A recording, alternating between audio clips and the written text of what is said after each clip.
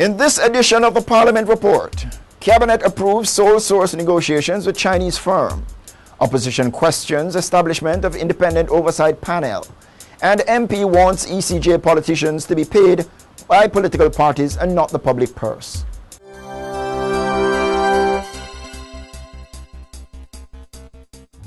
The big story coming out of the April 24 sitting of Parliament is that the government is pushing ahead with plans to carry out sole source negotiations with construction giant China Harbour Engineering Company Limited (CHEC) to construct the Spanish Town to Ocherias leg of Highway 2000. Cabinet approved the continuation of negotiations between the National Road Operating and Constructing Company (NROC) and CHEC to build the US $600 million highway. The decision has been made despite strong objections from the Office of the Contractor General to the sole source negotiations between NROC and CHEC. Contractor General Greg Christie has insisted that the project should be subject to competitive bidding. However, during the April 24 sitting of the House of Representatives, Transport and Works Minister Dr. Omar Davies said the administration would not allow the oversight body to be a stumbling block in the engagement of private entities. The Transport Minister said he was not picking a fight with the Contractor General, but noted that the no-nonsense OCG boss had his work to do and the government had to carry out its task. He argued that the government had an obligation to respond to the real needs in the society for economic development. At least two members of the parliamentary opposition sought answers from the government on the floor of Gordon House on April 24 for its decision to establish an independent oversight panel to expand the framework for monitoring the award of contracts. The body is to be chaired by Professor Gordon Shirley, Principal and Pro-Vice Chancellor of the University of the West Indies, Mona.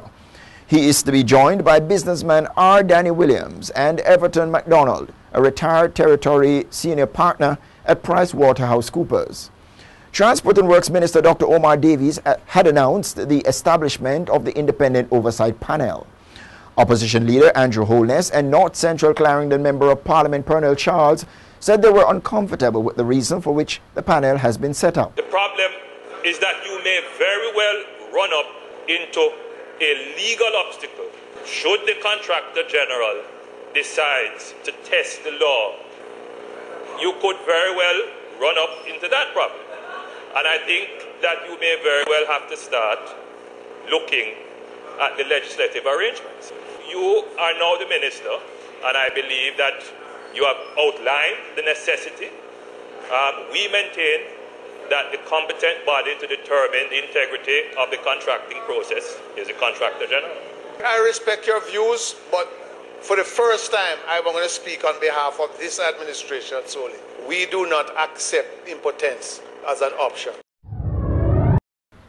Southwest St. Catherine Member of Parliament Everald Warmington wants Parliament to axe the salary paid to politicians on the Electoral Commission of Jamaica, the ECJ.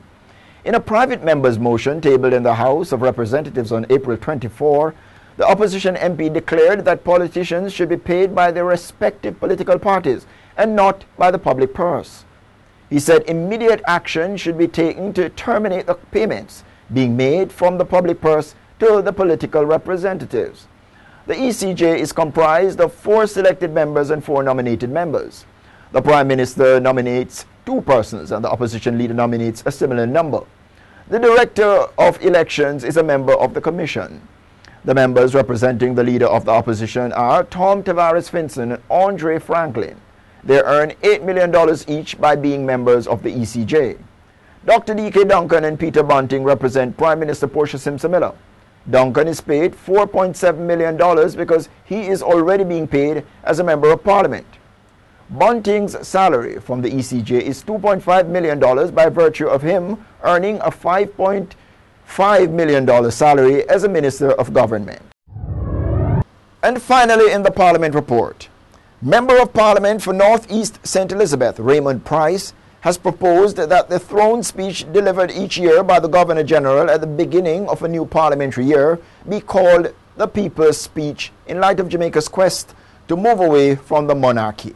Be it resolved that as we approach the date of our 50th anniversary of our political independence from Britain, this Honourable House take the necessary steps to rename the throne speech as the people's speech, as a timely and lasting acknowledgement that the priorities, projects, policies and programs contained therein are designed in good faith by the government elected by the very people of Jamaica.